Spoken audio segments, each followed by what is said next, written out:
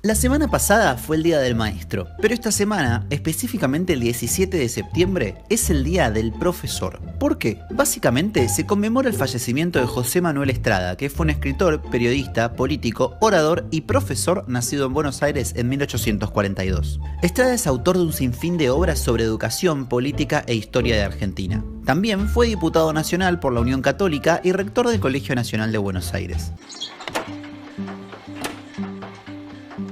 Una larga evolución intelectual me condujo a esta idea, que la educación común discretamente organizada y copiosamente difundida es el único medio de modelar en la República Argentina la personalidad del ciudadano y de adaptar los elementos sociales, tomados en su capacidad colectiva, al tipo de las instituciones libres, cuyo resorte es la aptitud universal para el gobierno propio, es decir, la moral.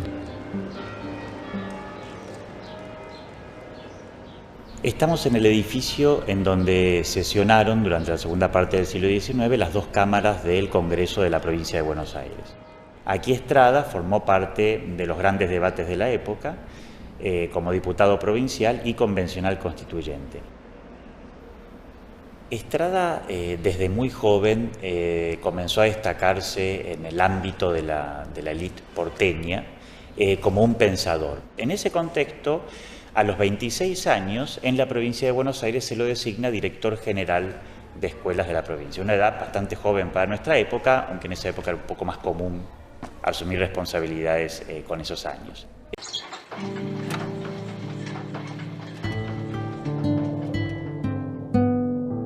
La educación pública es deficiente en la provincia de Buenos Aires, por sus programas, por sus métodos, por los libros que se usan en ella, por los maestros que la imparten, por los locales en que se da, por los útiles y aparatos escolares, por el régimen disciplinario de las escuelas.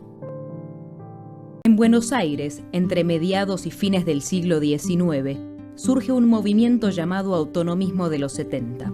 El grupo de políticos que lo conforma promueve la participación de la sociedad civil, la descentralización del poder, la libertad de enseñanza, la autonomía de las universidades y mayor respeto por la religión.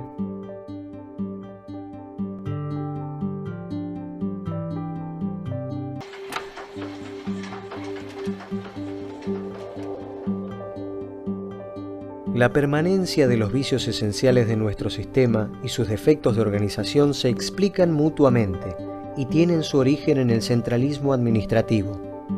El pueblo, por su parte, no se preocupa de la educación. Su acción directa está excluida por la ley.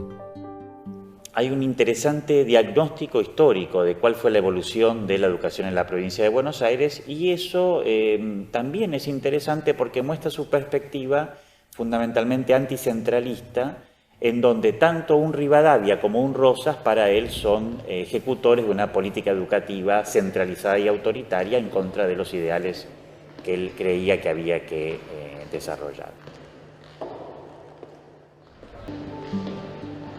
Estamos en el edificio de la Academia Nacional de la Historia, en donde, pese a su aspecto externo de edificio nuevo, se encuentra ubicado, mantenido, la vieja sala del Congreso Nacional, que funcionó hasta 1905. Antes estuvimos en la Manzana de las Luces, en la sede de lo que fue el Parlamento hasta que se trasladó a esta sede a mediados del siglo XIX. En esta sala del Congreso se debatió entre los años 1882 y 1884 la famosa Ley de Educación 1420, que fue un hito de la política educativa argentina, y que es relevante para nuestra historia porque es un contrapunto fuerte con la memoria de Estrada, por un lado, y con la Ley de Educación de la Provincia de Buenos Aires de 1875, que, como hemos mencionado, coincide bastante en las ideas más generales con lo planteado por Estrada en su memoria. El primer aspecto de gran diferencia es precisamente la relación Estado-sociedad.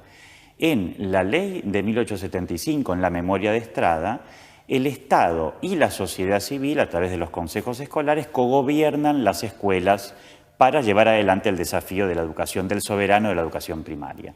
En cambio, ya en la ley 1420, comienza a aparecer el fuerte centralismo de la generación del 80, de una buena parte de la generación del 80, que implica la absorción de funciones de la sociedad civil ahora a cargo del Estado.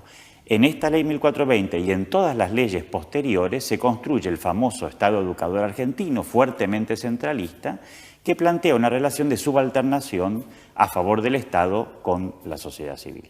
Pero el punto clave está en que Estrada piensa que sin escuela no hay democracia y por lo tanto sin democracia no hay escuela. En esto coincide con otros pensadores de la época, también lógicamente con Sarmiento, pero el testimonio de Estrada es más profundo en términos de que siempre hay un respeto relevante por la opinión pública, por la sociedad y por la participación de la sociedad fuertemente en el gobierno, lo que se pierde con el proyecto más oligárquico autoritario que se instala en la Argentina a partir de los 80 del siglo XIX. Me parece que este es un punto central. Además de todo lo que ya te mencionamos, Estrada reconoció la importancia de una continua capacitación, invitó a la reflexión sobre la propia práctica docente y mencionó en más de una ocasión la necesidad de adaptarse a los cambios. Si bien falleció en Paraguay, fue velado en la Catedral Metropolitana y hoy sus restos descansan en el cementerio de la Recoleta.